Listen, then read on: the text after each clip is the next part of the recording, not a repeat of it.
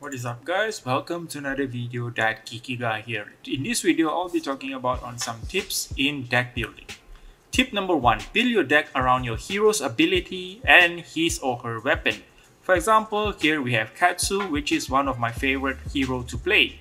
So Katsu's ability says when an attack action card you control hits, you may discard a card with cost of 0. If you do, search your deck for a card with combo, banish it face up, then shuffle your deck. You may play this turn. So from his ability we know two things. 1. Katsu loves card with cost of 0, and point number 2, you want to have a bunch of card with combo in this deck in order to properly utilize his ability. Now let's take a look at his weapon. Katsu's default weapon is the Harmonized Kodachi.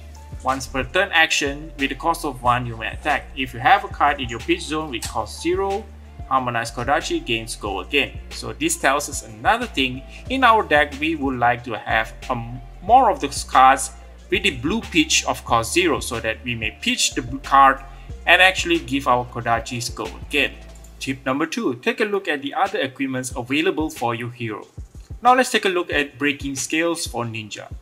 So breaking scale says that attack reaction, destroy breaking scales, target attack action card with combo gains +1. So this is another indicator that shows that combo cards is extremely important in a ninja deck. Now let's take a look at another equipment available to ninja, which is the Mask of Momentum. So it has 1 per turn effect when an attack action card you control is the 3rd or higher chain link in a row to hit, and you may draw a card.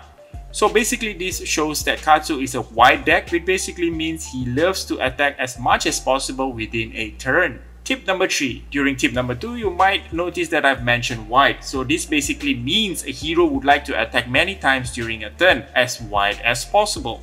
Now the second type of deck you may play is tall. So this is usually the Guardian deck, which like to pump a damage into a single attack.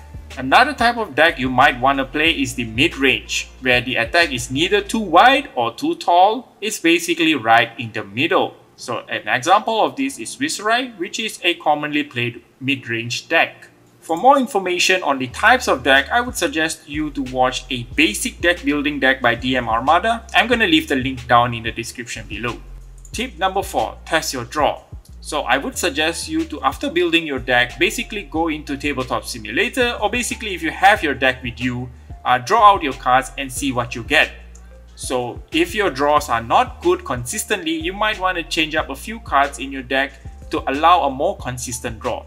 Remember, consistent draw is key, so you want to make your deck as consistent as possible. Tip number 5, test out your deck consistently. Deck building is an iterative process and you want to get a friend to play with. So basically like that, you can have a friend to play with and also to improve your deck, and might even give an advice on how to improve your deck on. So guys, that's it for the video. Thank you very much for watching. Do like and subscribe, and see you guys in the next one. Bye.